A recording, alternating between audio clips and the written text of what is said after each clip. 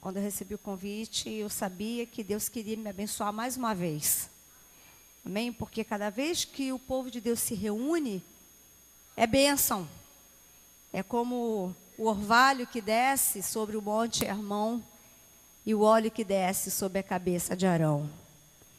E ali o Senhor libera vida e bênção para sempre. Amém? Quantos já estão sendo abençoados nessa noite? Glória a Deus.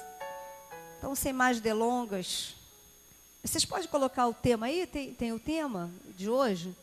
Eu que esqueci de colocar no pendrive, esqueci tudo. Porque hoje meu filho viria comigo, mas ele teve médico. Ele tinha uma consulta marcada. E ele gostou muito. Na primeira vez que estivemos aqui, ele me acompanhou. Tem como projetar? Tem o tema de hoje? Eu sei que é alguma coisa de maldições e desfazendo pactos. Eu deixei meu pendrive. Tá, obrigada. Amém. Quebra de maldições, de aliança e de pactos feitos. Amém, gente? Amém. Glória a Deus por isso. Então nós vamos falar um pouquinho. Nós vamos falar. Eu sei que nesses 25 dias, né? Vocês estão aqui, esse é o 26º, né? Vocês já ouviram muitas coisas. E tudo que eu disser aqui vai ser repetição. Mas Deus colocou uma palavra no meu coração, que eu creio que, assim como me abençoou, vai te abençoar também. Falando mais um pouquinho sobre quebra de maldições. Então, vamos orar sentados mesmo. Obrigada, Pai, por este momento. Eu sei que o Senhor já preparou tudo. Não há ninguém que esteja aqui sem que o Senhor tenha enviado. Porque desde o momento que o Senhor fez o convite, o Senhor preparou a mesa. E cada um que está sentado nessa mesa já está com a sua refeição à frente de si. Porque cada um que chegou a este lugar é um convidado especial teu, Senhor. Nós estamos aqui para nos alimentar do Senhor, da tua palavra, desse maná que desce do céu. Então, Pai, pedimos agora perdão dos nossos pecados. Senhor, que sejam removidos de nós toda resistência, tudo aquilo que possa nos impedir de tomarmos posse do que o Senhor preparou para nós. Senhor, abrimos o nosso coração, abrimos a nossa mente e pedimos que o Espírito Santo esteja falando diretamente a cada um de nós. Essa é a nossa oração, nós fazemos a Ti, ó Pai, em nome do Teu Filho Jesus. Se você concorda, diga amém. Amém. Vamos abrir a nossa Bíblia em Gálatas 3, versículo 13.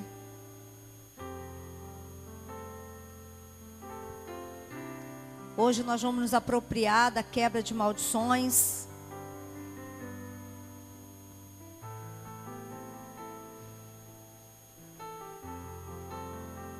Você pode ler comigo? Gálatas 3:13. Você pode ler alto, mesmo que a sua versão seja diferente da minha. Vamos lá? Cristo nos resgatou da maldição da lei, fazendo-se Ele próprio maldição em nosso lugar. Porque está escrito: maldito todo aquele que for pendurado em madeiro. Só até aí, irmão. Muito obrigada por poder sentar. Bem, se Cristo nos resgatou da maldição, por que ainda há sinais evidentes de maldição em muitos cristãos? Vou repetir.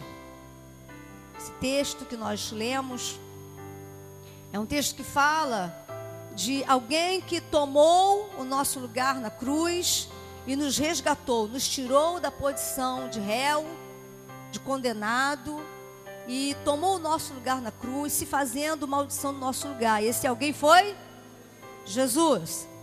Mas então a primeira pergunta que nós temos que fazer a nós mesmos, e que na verdade já o fazemos: se Cristo nos resgatou da maldição, por que há sinais evidentes de maldições sobre muitos cristãos? Não é? É uma pergunta pertinente. Até mesmo, quantos de nós já não temos passado, vivido situações tão embaraçosas, diga embaraçosas, que você se pergunta, será que eu sou realmente um predestinado? Será que eu sou liberto de tudo mesmo? Será que... Vem aqueles questionamentos que nem deviam fazer parte da nossa vida, não é verdade? Existem algumas perguntas sem respostas na nossa caminhada. E nós somos levados a ignorar muitas dessas perguntas. Nós fazemos de conta que a nossa consciência não está nos fazendo tais perguntas. O que seria uma autossabotagem. Então nós suplantamos aquelas perguntas, nós não procuramos sondar o nosso coração, rever os nossos questionamentos e tratar dessas questões. Eu estava lendo um livro muito bom, que sempre que eu tenho algum tema assim, que fala de maldições, que fala de alianças, eu gosto. Se chama Restaurando os Feridos. E eu aprendo muito, porque cada vez que eu o releio, eu vejo que nós conhecemos pouco a nós mesmos. Precisamos ter um exercício, como diz o apóstolo Paulo, de autoexame sempre, constantemente. Precisamos sondar o nosso coração, rever o nosso caminho, nos perguntar mais sobre as nossas escolhas, o propósito de Deus para as nossas vidas, que às vezes nós caminhamos, seguimos, fazemos campanhas, entramos em desafios, mas esses questionamentos, eles ficam ali de lado, aguardando um outro momento para reaparecerem. Quem está entendendo, diga amém. Quem já viveu isso? Não é verdade? Então, são evidências, né? São sinais de que existe alguma coisa não resolvida ainda na nossa vida. Então, eu quero dar uma outra versão, ou uma outra explicação, ou um outro conceito de maldição, que são hábitos repetitivos, ou seja, hábitos que nós sempre estamos repetindo e que eles se estabelecem e nós não conseguimos vencê-los. Esses hábitos se estabelecendo, eles vão passando de geração em geração. Aí você diz, mas existem tantos hábitos que não são nocivos e que se repetem cotidianamente. Existem hábitos de... eu gosto de ir ao shopping, eu gosto de ficar com os meus amigos, eu gosto de curtir de vez em quando algo diferente que não seja do universo cristão. Mas se você de vez em quando, é a mesma coisa do viciado, né? Tem aquele viciado do tabagismo, ele só fuma 2 cigarros por dia, mas ele fuma 2 cigarros todos os dias. Ele é viciado? Esse de vez em quando, de vez em quando é uma vez ao mês, mas uma vez ao mês eu tenho o hábito de sair com os meus amigos não cristãos e curtir um pouquinho, e essas coisas elas vão se reforçando, elas vão tomando um espaço na minha vida. E eu sei que muitos de nós, muitos dos que estão na casa do Senhor, têm alguns hábitos que aos nossos olhos não são nocivos. Mas Paulo diz que se comer carne escandaliza o meu irmão, faz o quê? Não coma. Nós estávamos outro dia falando lá na igreja que nós precisamos arrumar a fórmula de uma mudança radical, pagando por ela. Porque nós queremos mudar, mas nós não queremos pagar pela mudança. Nós queremos mudar sem sofrer. O crente acha que ele pode mudar sem sofrer. Não pode. Não tem como. Não há como. Isso não acontece. Quando o ser humano nasce, a primeira coisa que ele conhece é o sofrimento. Ao sair do ventre da mãe, num lugar confortável, num lugar prazeroso, silencioso, ele sente todo o choque atmosférico, ele começa a ver sombras de pessoas estranhas ao seu redor, os médicos, todas aquela aparelhagem, o pai, a mãe, e ele então entra em conflito com a sua realidade. O crente é assim também. Quando ele começa a caminhar com Cristo, porque ele traz muitas maldições, ele tem que passar por uma mudança radical. E essa mudança radical causa muita dor. Há um preço a ser pago. Nós precisamos aprender a sentir dor. Parece algo assim, mas puxa, não quero sentir dor. Mas olha só, o próprio Cristo foi aperfeiçoado pelo sofrimento, não porque ele precisava, mas nós, para que nós pudéssemos ter como exemplo. Amém, gente? Então precisamos aprender. E aqui, onde nós lemos que ele nos resgatou da maldição da lei, porque não era possível, não seria possível para nós hoje estarmos cumprindo todos os preceitos da lei e estarmos servindo ao Senhor com alegria. Olha, seria um paradoxo. Servir ao Senhor com alegria e estar debaixo da tutela da lei, do ai da lei, das obrigações da lei, e servir a Cristo com alegria, com interesse de coração. Porque são duas coisas distintas. Eu quero dizer do primeiro fator que nos faz entrar em maldição. Muitas vezes não é aquele pecado. Eu não falo mal de ninguém, eu sou uma pessoa religiosa, eu não roubo, eu tenho bons hábitos, mas muitas vezes nós queremos servir a Cristo e ainda viver debaixo da lei. O que é estar vivendo debaixo da lei?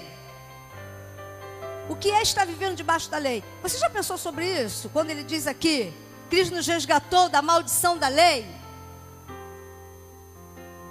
Mesmo nós que estamos debaixo da graça de Deus. E o que é o reino de Deus? O reino da graça de Deus é o quê? É alegria, paz, justiça. Aleluia. Amém. Justiça.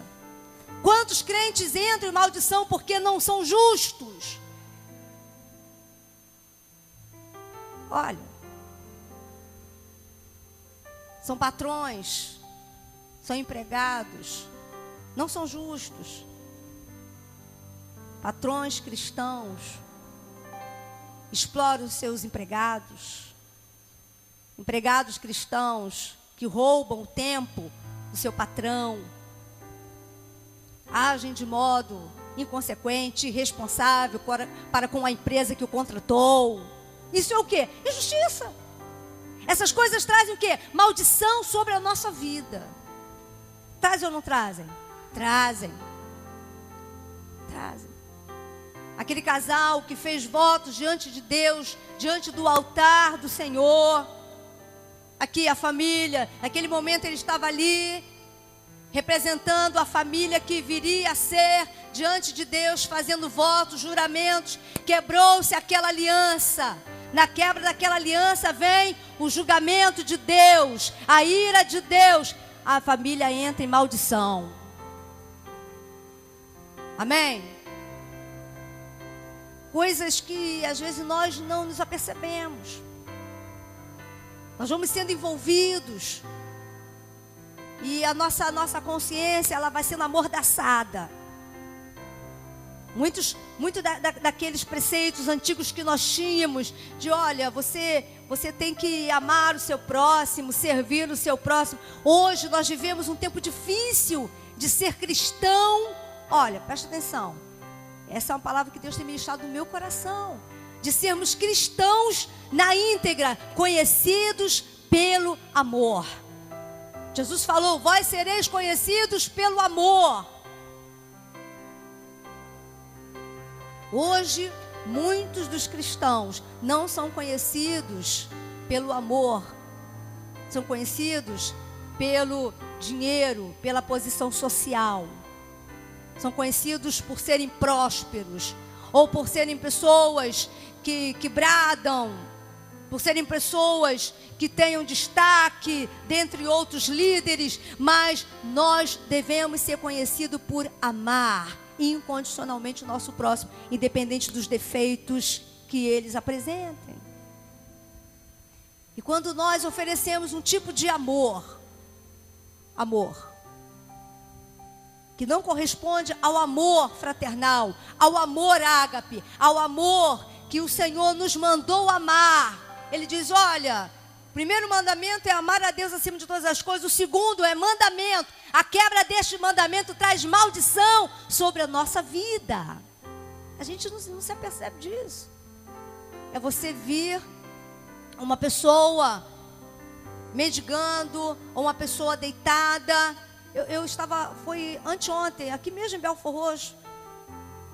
Eu fui ao banco, quando eu estava voltando para casa, tinha um senhor deitado. Ele estava muito sujo, ele não parecia estar bêbado, ele parecia estar realmente assim, com fome. E eu me aproximei, eu fiquei olhando, falei, Senhor, eu comecei a ministrar na vida dele, e as pessoas começam a te olhar de uma forma diferente. As pessoas, e passavam, muita gente, como passou, né, na parábola do bom samaritano, passa o levita, passa o sacerdote, passam os cristãos, vão passando, passam de largo. É um amor à distância. Nós não temos sido muito diferentes daqueles que ainda estão debaixo de maldições, aqueles que estão vivendo nesse mundo cuja lei ainda é do cão. Muitos dos nossos comportamentos e nossas atitudes refletem o modo como nós pensamos. Porque nós respondemos com atitudes aquilo que nós pensamos, aquilo que nós sentimos. É ou não é verdade? Se você presencia uma situação embaraçosa, você se identifica, você tem que se identificar, porque você também é pecador, embora redimido, confesso. Mas você tem que se identificar com o sofrimento daquela pessoa. E você tem que fazer o que Jesus faria se estivesse no seu lugar. E eu também. Eu tenho que fazer o que ele faria. Existe aquele, eu nem sei se ainda a gente encontra aquele livro, Em Seus Passos que Faria Jesus. Quem já leu esse livro? Não é? Tantas situações ali que o autor esboça. E você fica assim, Senhor, será que eu faria isso? Será que eu agiria dessa forma? Será que eu me identificaria como ele? Ou eu me sentiria superior a essa pessoa? Não é? Então são situações. E Hebreus 12:1 vai dizer que nós devemos, como igreja, nos desembaraçar, olha, de todo esse peso, de todo, muitas vezes nós carregamos sobre a nossa vida um peso religioso, que às vezes, irmãos, nos afasta do pecador e impede que ele seja liberto da maldição que o acompanha. Olha, nós somos como Pedro, temos a chave do reino em nossas mãos. Mas quando nós falhamos nesse ponto de nos identificarmos com aquela pessoa e de mostrarmos o caminho e de sermos a luz e de sermos o sal que tempera aquela vida, nós falhamos nessa missão do desembaraço. Nós temos que nos desembaraçar e deixar todo o peso do pecado. Porque muitas vezes, quando nós nos identificamos com aquele pecador, sabe o que acontece? Eu vejo, tomar o exemplo, eu vejo essa irmã triste. Qual é o seu nome? Leia. Eu vejo a Leia triste. E eu fico imaginando a Leia ela está triste porque ela está passando uma situação muito difícil na vida dela. E quando eu vejo Leia e eu começo a olhar para Leia e eu começo a me identificar, não só com a Leia, mas com a tristeza dela, eu me lembro da minha própria tristeza e eu começo a me colocar no lugar da Leia e eu fico pensando, puxa, o que será que está levando a Leia a ter esse olhar tão triste? Senhor, como eu posso ajudar a Leia? Eu começo a me identificar com ela, mas eu não me torno triste. A grande diferença é que muitos de nós, quando tomamos aquela atitude de querer ajudar, muitos ficam. Muitos ficam. Hoje nós estamos nos munindo de ferramentas para quebrar cadeias, desfazer algemas, entrar no negócio para ser um facilitador da libertação das pessoas. Amém, gente? É isso que Deus estava ministrando no meu coração. Então eu me identifiquei com Leia, com o problema da Leia, e eu agora vou lembrar de quem eu sou em Cristo, que eu também já tive essa mesma tristeza, que Ele me resgatou do poder de toda a maldição da lei do mundo, e agora eu sou livre, eu tenho a chave do reino, eu vou ser o instrumento usado para a libertação da Leia. Então eu começo a tomar posição. Irmãos, muitos de nós não tomam posição porque não tem noção de quem é. Você pode, diz para o irmão, você pode. Não é só o pastor. Não é só o líder. Nós fomos chamados para sermos cooperadores de Deus. Então, Deus me deu outro texto aqui, vá a Tiago 5,16. Eu acho muito tremendo esse texto também.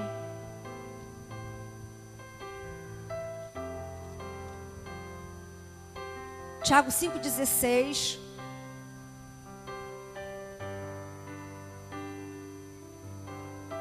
Eu vou ler o 13, para a gente chegar até o 16, para entendermos o que estamos falando.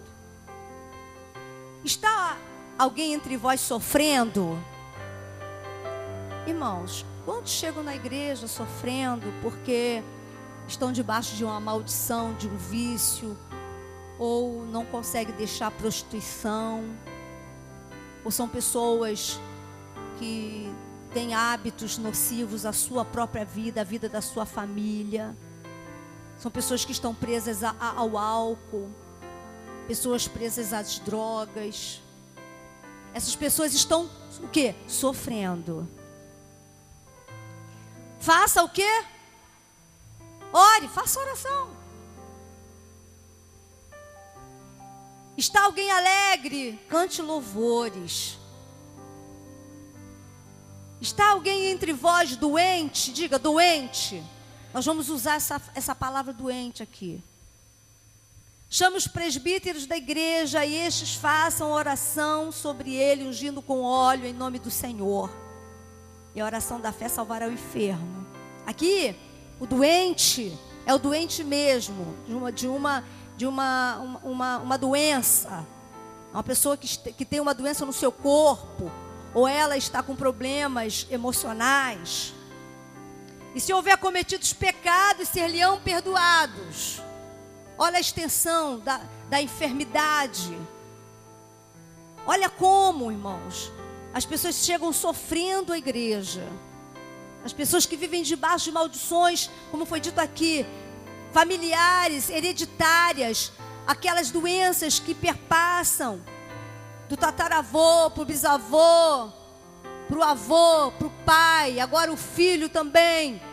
As pessoas que morrem com as mesmas doenças, pessoas que sofrem de infertilidade, de geração em geração, pessoas que têm abortos. Olha, é uma série de situações embaraçosas. E as pessoas chegam à igreja sofrendo, doentes. Eu vou ampliar essa palavra, doente, para você entender um pouco o que Jesus quer falar hoje com a gente, que o Espírito Santo me fez entender dessa doença. Essa doença é mais do que uma pessoa chegar aqui e pedir para você: ora por mim porque eu estou com uma infecção no intestino, por exemplo. Ou eu estou com muita dor de cabeça. Essa doença aqui é o estado emocional da pessoa. É algo que afeta não só o corpo, mas afeta o psíquico da pessoa. E ela está realmente afetada, ela está doente. E quem sabe ela já buscou, não só na medicina, mas ela já foi a outros lugares buscar ajuda. Ela já foi ao encontro de um pai de santo. Ela já foi a muitos outros lugares, muitas outras fontes, buscar uma resposta. E agora ela chegou à casa de Deus. E por onde ela passou, esses lugares todos que ela passou, cada vez que ela chega a um desses lugares, ela faz pactos, ela faz alianças, ela faz promessas, ela se envolve em mais maldições, chegam à vida dessas pessoas. E elas chegam por último à casa de Deus. Então ela está completamente doente, diga doente. Ela está doente. Não só mais do corpo, mas agora da alma também. A esperança foi embora. A última porta que ela está batendo é a igreja. E muitas vezes a igreja não se sente munida dessas ferramentas. A igreja acha que não está preparada. O que nós estamos fazendo aqui hoje é tremendo, uma quarentena. Isso é um processo de libertação, de cura, de consciência, irmãos. Isso é maravilhoso. Você sabe o privilégio que você está tendo? A cada dia, a cada ministração, você estando aqui, você vai tomando consciência do seu estado mental, do seu estado emocional, do seu estado físico. Você vai lendo, vai ouvindo, você vai inteirando na comunhão com o seu irmão, você vai crescendo, o Espírito vai revelando. Você sai daqui, irmãos, com uma unção poderosa para quebrar cadeias. Isso é maravilhoso. Isso é maravilhoso. Nós lemos e que muitas vezes os heróis da fé, eles ficavam horas a fio pregando, pregavam 2, 3 vezes durante o dia, e saíam de uma cidade para outra, e as multidões os acompanhavam, como era nos dias de Jesus, e as pessoas ali, elas próprias faziam suas campanhas e eram libertas. Olha que coisa maravilhosa, é o que vocês estão fazendo aqui hoje. Aleluia. Coisa maravilhosa, não é, gente? Coisa tremenda. Quantos agora estão na quarentena porque estão com ebola?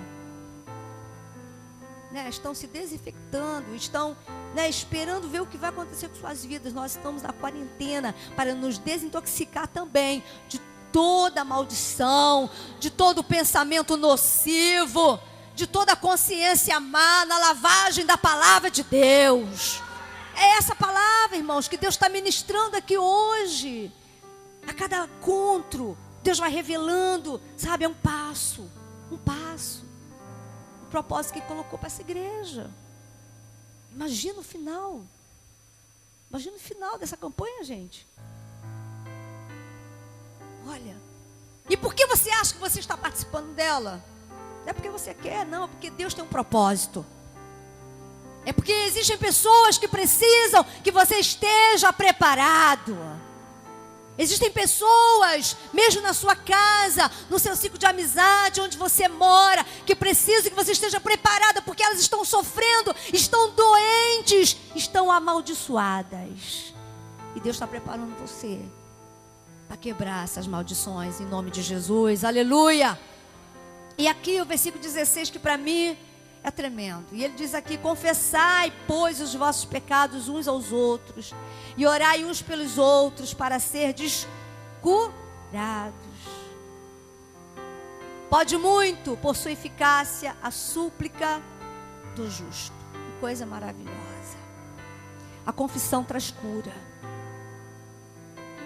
Nós devíamos fazer esse exercício de confissão mais vezes, né? Muitas pessoas só vivem amordaçando a consciência, mas não dá um espaço assim, deixa eu fazer uma faxina. na minha consciência, deixa eu rever meus conceitos, deixa eu sondar o meu coração e chamar o irmão e dizer: irmão, olha só, eu preciso confessar uma coisa, aleluia. Gilson, eu preciso confessar uma coisa com você. Esse dia eu também preciso confessar algo com você. Vamos confessar diante do Senhor e vamos pedir ao Senhor o perdão. Eu preciso. Irmãos, a confissão, ela é terapêutica. Ela alivia a culpa, traz a esperança. Olha que coisa maravilhosa. E a igreja, ela precisa colocar à disposição das pessoas que chegam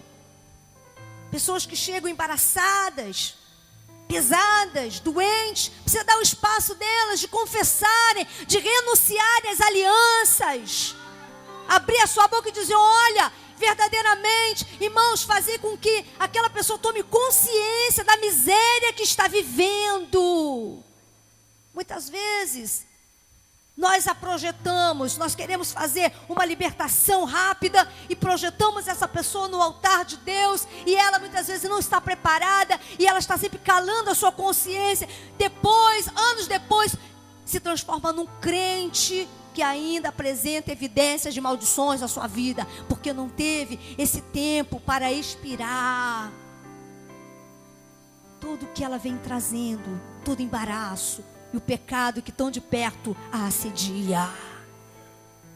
Que o pecado, ele não está longe, ele está dentro da sua casa, ele está no seu dia a dia, ele está ali te assediando, esperando uma brecha, está te convidando, como diz o Tales, todo dia ele vem e te convida e bate tua porta e te chama e te insinua para você.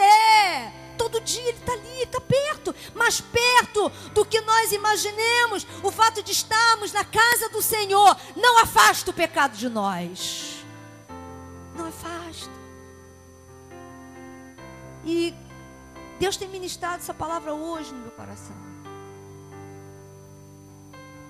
para que eu partilhasse com você e você saísse daqui sabendo a sua posição. Você tem autoridade como igreja de Jesus Cristo. Você tem autoridade. Irmãos, quantas pessoas, vamos dizer assim, pessoas tomadas, né, pelo vício do alcoolismo, pessoas que são realmente dependentes do álcool. Muitas delas chegam à igreja, elas começam, mas elas não persistem. Sabe por quê? Porque muitas dessas pessoas não acreditam que a igreja tenha condições de ajudá-las. Não é verdade, pastora? Então elas procuram outras instituições que tenham um programa que as alivie da culpa, que traga esperança, que as entenda e que as trate como doentes. E essas instituições tratam essas pessoas como se fossem doentes mesmo. E a primeira coisa que essas instituições fazem com essas pessoas é dizer para elas: você é doente, não pode curar a si mesmo, você precisa dessa comunidade que está te dando apoio para você ser curado. Esse devia ser o papel da igreja. Dizermos para aquele que está chegando pesado, embaraçado nos seus problemas, amaldiçoado, com a sua consciência pesada, dizer para ele: olha, aqui é a casa de Deus, não é terapia, mas é terapêutico. É um momento onde a nossa oração vai chegar ao trono da graça. Deus vai abrir a janela do céu, vai começar a libertar você, vai começar a quebrar cadeias, vai visitar o seu passado, vai visitar o seu presente, vai projetar o teu futuro. Fica com a gente, porque nós vamos dar apoio, porque você está doente. Muita gente fica na igreja, sentado nos bancos, com aquele sentimento de que ainda é amaldiçoado, de que ainda precisa de libertação, porque não passou por esse processo de autoconhecimento. Não, eu preciso de ajuda. Enquanto não houver o reconhecimento de que você não pode, de que eu sozinho não posso me libertar, Deus não vai desencadear o poder dele sobre a minha vida. Deus muitas vezes Ele fica esperando a nossa atitude como igreja. Nós que somos mentores, discipuladores. E dizer para aquela pessoa que está chegando: olha, filho, você está doente na alma, o seu pecado.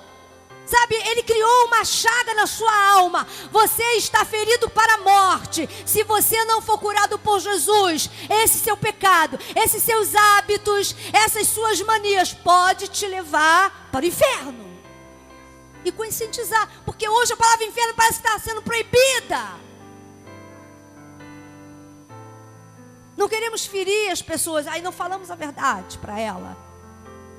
Existe uma ferida em você que o remédio não vai curar. Não adianta você fazer terapia, psicoterapia. Não adianta você fazer tratamento, não adianta você fazer regressão. O que vai ser a tua solução é o sangue de Jesus. É isso que nós temos que, irmãos, esse é o nosso papel como igreja de Jesus. Algumas pessoas veem a igreja como um exército. O exército recruta pessoas perfeitas. Isso você passa por uma série de exames para ficar lá. Quem serviu aí? Não é assim? O cara tem que ser bom, né? Tem que ser bom, cara. Se não for, vai. É isso aí. Então há muitas pessoas que acham que a igreja é um exército. Não, tem que ser poderoso. Não, tem que ter palavra profética. Não, tem que ser... Não. Né? Aí muitas pessoas maqueiam, elas fingem, elas se escondem, e elas ficam no meio do povo ali, tudo doente. Está doente, está fraco, está imperfeito. Ainda tem maldições ali, mas ela está quietinha no meio do povo. E todo mundo diz amém, ela diz amém. Todo mundo dá glória a Deus, ela dá glória a Deus. Todo mundo pula, ela pula. Mas está doente. Já outras pessoas veem a igreja como um hospital. Essas pessoas têm mais chance de receber a cura do que aquelas que veem a igreja como um exército. Jesus falou que os perfeitos, os sãos, não precisam de médico. Mas os doentes sim. Nós somos uma unidade terapêutica. Nós somos uma comunidade de apoio para aquele que está doente da alma ser curado. Aleluia. E nós temos que fazer, sabe, ver essas coisas. O mundo tem que ver isso. Porque às vezes, irmãos, nós ficamos assim numa situação tão apagadinha diante do cenário. Tem tanta gente oferecendo tantas opções aí. As pessoas se endividam tanto. Tem gente que está buscando outras opções para autorrealização, achando que com isso, eu vou conquistar, eu vou estudar, eu vou viajar. As pessoas, elas estão pagando, elas estão investindo para poder serem felizes, mas a doença continua dentro delas. Irmãos, eu posso dizer isso sem sombra de dúvida. Eu sou uma pessoa que fui curada na casa de Deus. Curada não só no meu físico, mas na minha alma, dos meus traumas, recalques, tantas coisas que eu carregava da minha infância, da minha adolescência, da minha juventude, tão cheia de deficiências. Olha, modelos parentais, tantas coisas erradas. Eu olhava e eu não conseguia ver um referencial positivo na minha própria família. Criada dentro da igreja. Nasci no meio evangélico, no lar evangélico. Mas eu cresci de uma forma, sabe, torta. E como muitos na minha geração, tudo com a consciência amordaçada. Essas coisas, elas vieram se desencadear muito depois. Aí você assume liderança. Aí você diz, e agora? E agora? Aí o Senhor fala, agora você vai voltar. Vai lá. Vai passar. por aquele primeiro estágio, onde você tem que tirar tudo, tira a capa, tira a máscara, fica nu, fica ali, ó, se expõe, deixa que outros trabalhem na sua vida. É assim que tem que acontecer, irmãos. Quando findar essa campanha, essa quarentena, você vai descobrir que você precisava passar por ela. Era você que precisava fazer essas renúncias. Era você que precisava quebrar essas maldições, para depois você fazer isso na vida das outras pessoas. É assim que acontece. Por quê? Porque Deus, para nos usar, Ele faz isso. Ele nos limpa. Deus tem ministérios preparados para a sua igreja. Deus tem lugares para levar você. Deus tem situações para te projetar, mas antes disso tudo acontecer, Ele prepara um momento como esse, de quarentena. Você não sabe o que vai acontecer amanhã, eu não sei para onde Deus vai te mandar. Deus pode mandar alguém aqui para muito longe, por causa de uma pessoa. Eu me lembro uma vez, eu estava passando um problemão, e eu e Deus, quietinha ali, só no meu silêncio, na minha oração, em espírito. Acaba 9 horas. E nós éramos ainda aqui de Belford Roxo, culto jovem.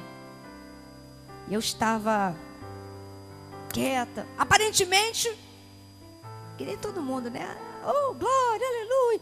Mas dentro de mim eu falei assim, Jesus, me responde. Não vai falar comigo, não. Tu fica esperando aquele momento do louvor, né? Uma resposta, nada. Havia a palavra, não, hoje Jesus vai falar comigo. Nada. Jesus fala com o do meio, fala com o do lado, fala com o da frente, fala com o de trás. Você está ali esperando Jesus falar com você. Quem já passou por isso aí? Você está, Jesus não vai falar comigo? Jesus me responde. Dá uma angústia, não dá? Aí você vai para outros lugares e o irmão tem revelação lá. A revelação passa pertinho de você, vai para o irmão do lado, mas... Você e eu. Naquele dia era culto jovem. E chegou um casal. Eles vieram de Resende. Chegaram aqui que nem perdido no espaço. Chegaram no portão da igreja, olharam assim. Mas não era essa igreja não. Aí ele perguntou para ela, você já veio aqui? Ela falou assim, não, eu nunca vim aqui. Não, então vamos entrar. Aí entraram. Eu estava dirigindo o culto. No finalzinho do culto eu dei oportunidade para eles. Aí ele falou, olha, agradecer a oportunidade, eu não sei porque estou aqui, mas quando ele olhou assim, Deus me mandou aqui por causa de você. Aí começou. Deus manda te dizer isso. É isso. Falei, eu só chorava. Ninguém sabia de nada, mas o papai sabia. Então a coisa, Deus tem propósito, Ele tem planos.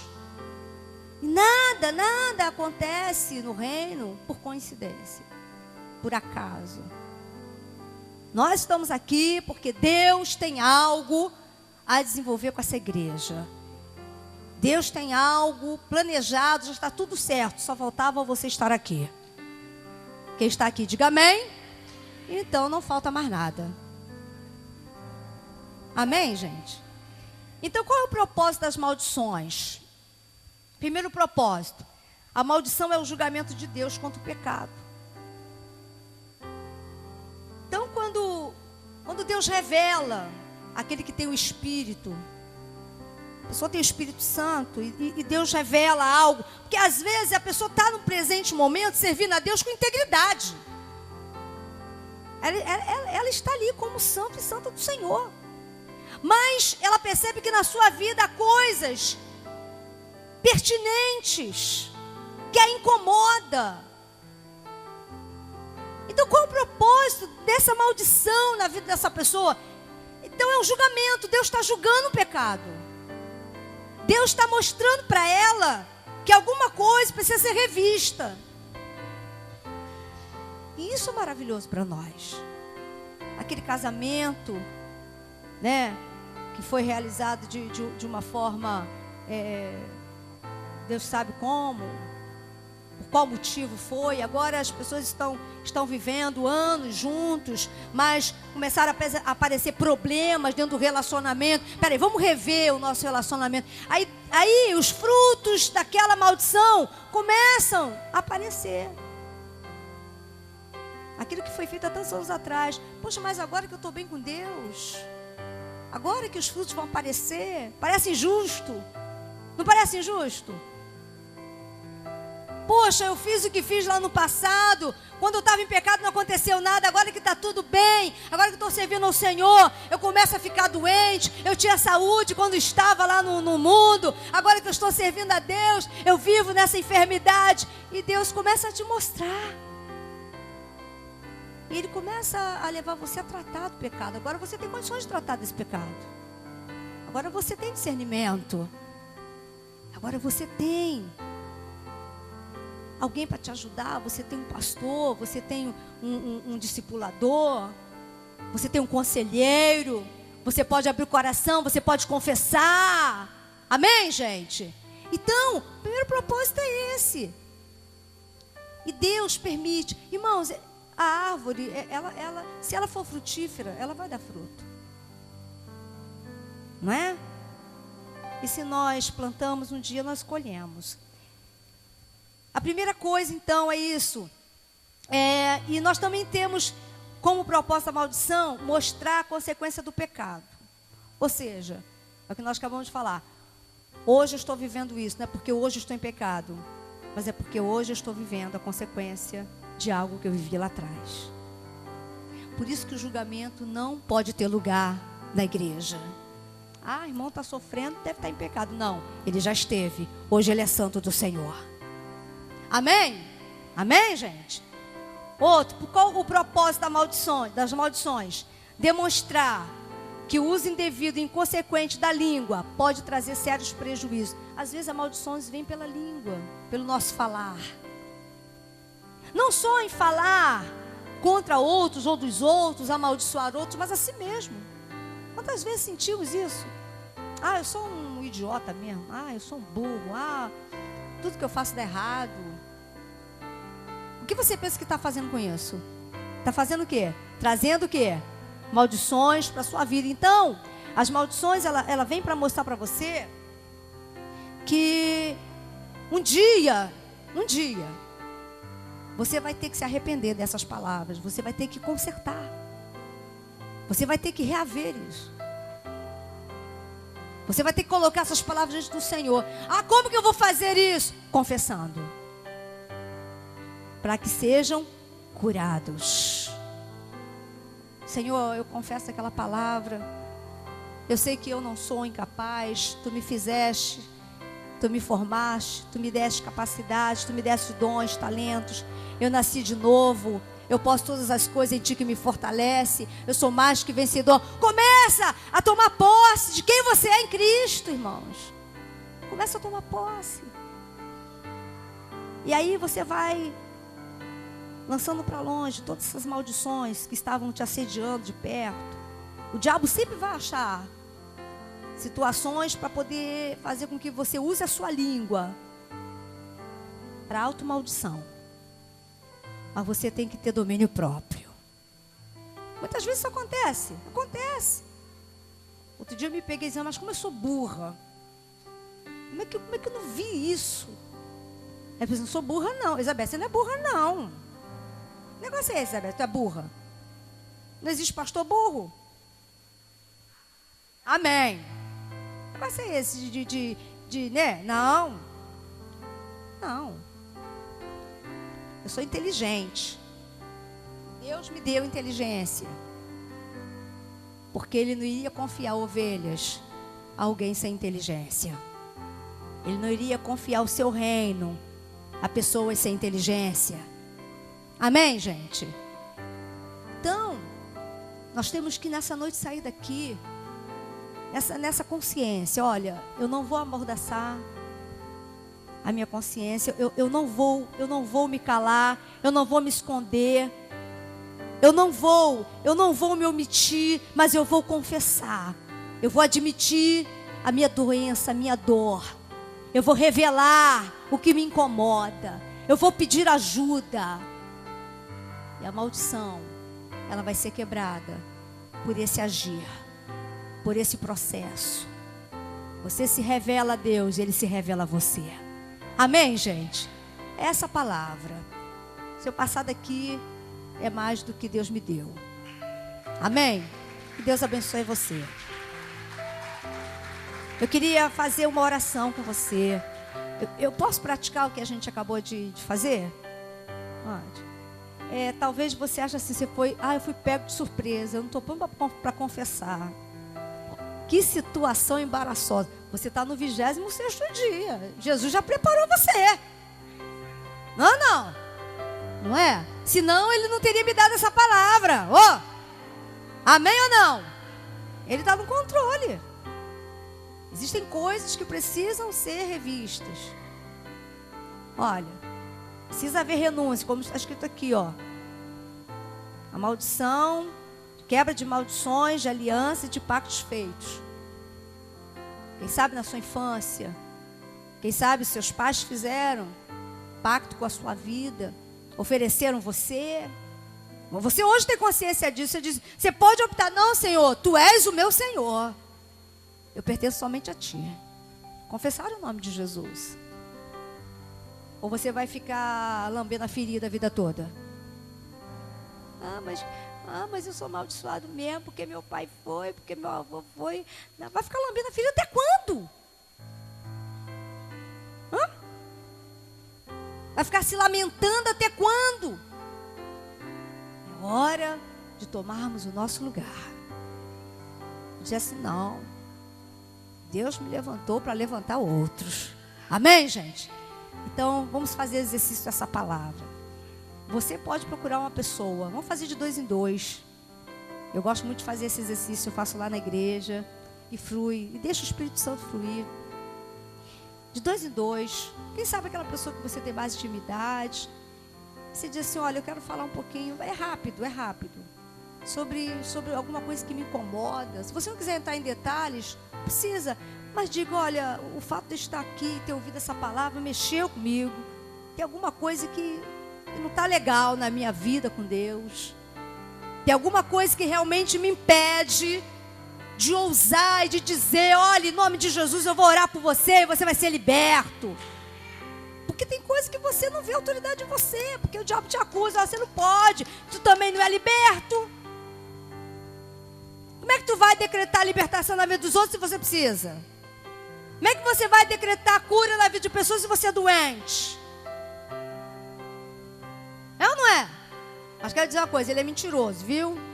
E ele faz isso porque ele está assediando você para que você não tome o teu lugar essa noite. Mas em nome de Jesus você vai tomar agora. Amém? Vamos ficar de pé? Já, em nome de Jesus. Então você vai procurar uma pessoa, vai buscar uma pessoa, e vai estar com ela. Uma pessoa que você possa, tenha liberdade. Você vai estar com ela e você vai dizer para ela. Quem sabe essa pessoa ainda tem alguma doença, não da carne, mas da alma. Quem sabe? Algumas coisas que ainda incomodam. E você pode dizer para ela, olha, eu estou aqui, você não está sozinho. Aleluia. Você não está sozinho. Glória a Deus. Eu quero estar com você nesse momento. Eu quero chegar ao trono da graça com você. Vamos abrir o nosso coração. Eu abro o meu, você abre o seu. Vamos confessar. Para que nós venhamos a sair dessa quarentena curados. Aleluia. Vamos compartilhar dessa unção, desse poder. Aleluia. Oh, você vai dizer para o teu irmão, olha, há esperança para você. Ainda há esperança. Oh, você que está com culpas. O Senhor hoje, Ele quer libertar você dessa culpa que você traz na sua vida. Ele quer trazer libertação para você. Oh, aleluia. Oh, vem, Senhor, sobre nós.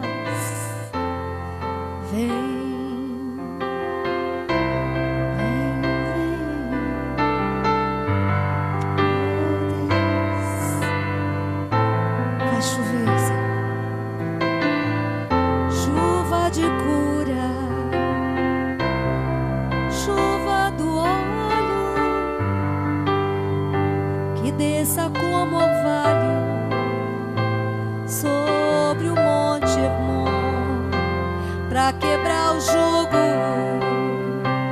quebrar cadeias.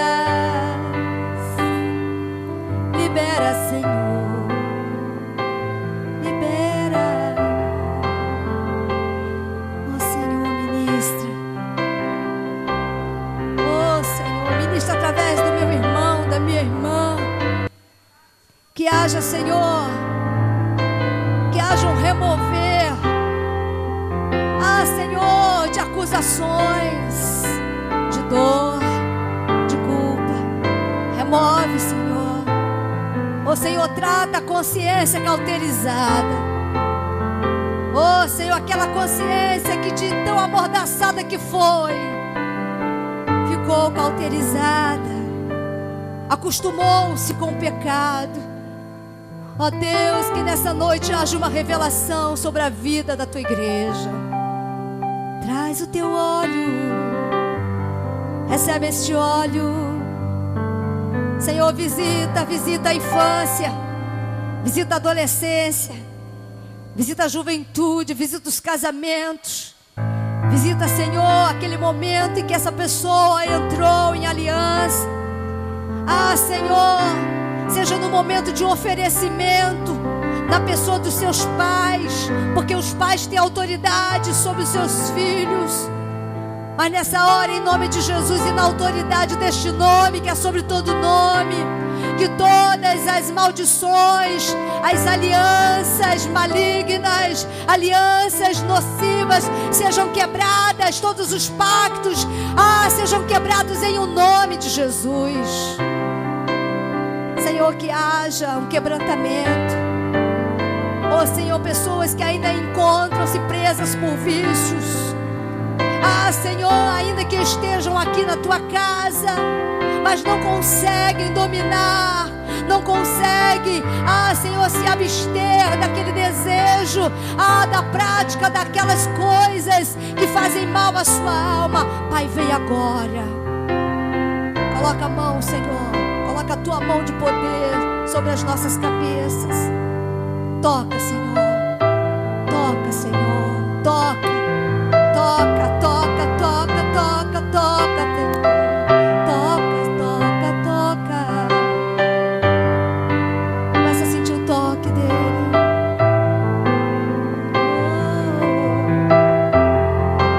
Senhor, nós queremos sair daqui encharcados por esse orvalho.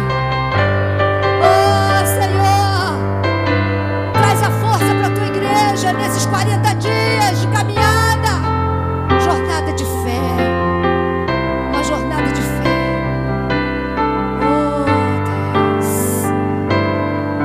Oh Deus, nós não estamos aqui por acaso, nós não estamos aqui apenas para compartilhar algo do nosso coração, mas para compartilhar uma palavra de poder.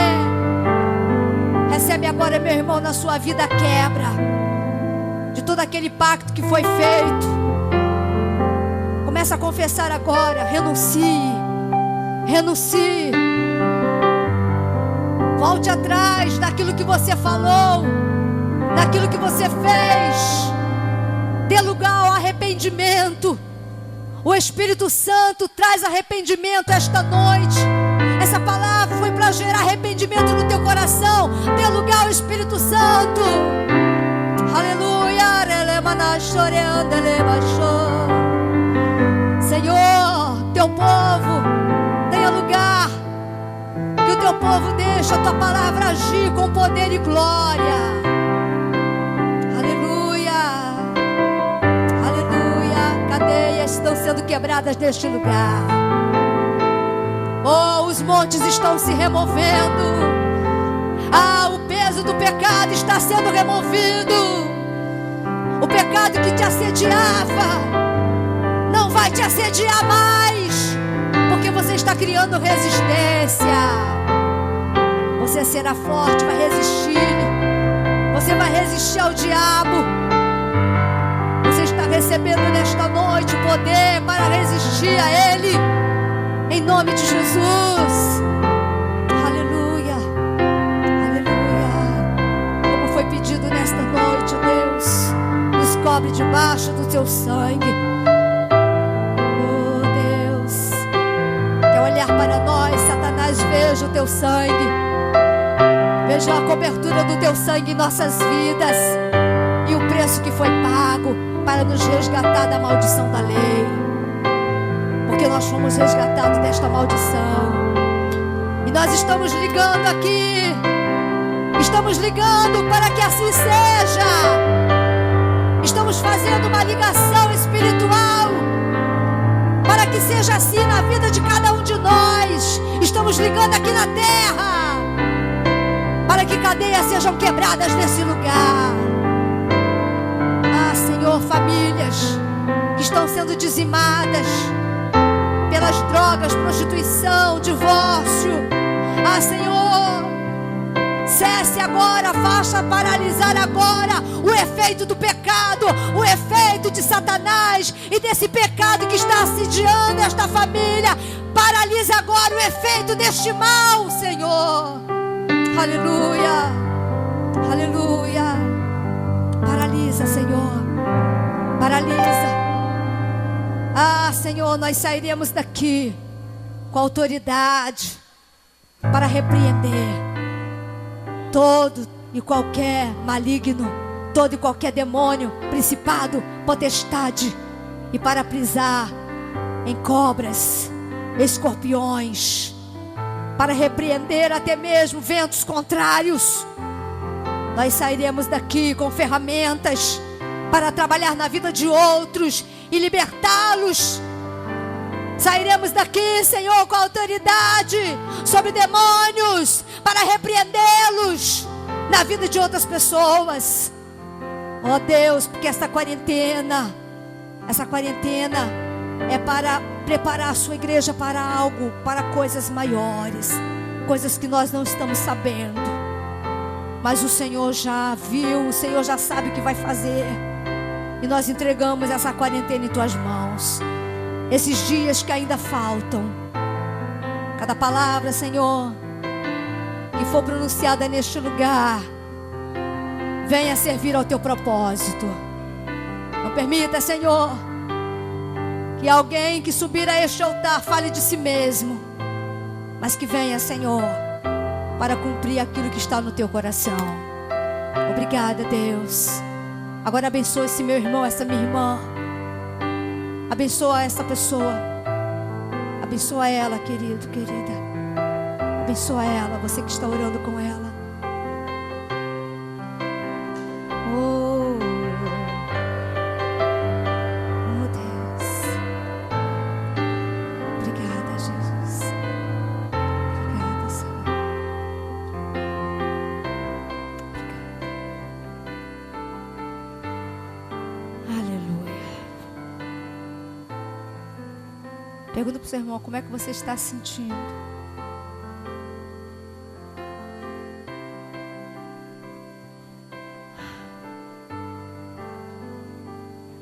Como diz uma professora minha, não é terapia, mas é terapêutico. A confissão alivia o fardo da culpa, da desesperança. Te traz libertação. Amém? Quero agradecer essa oportunidade.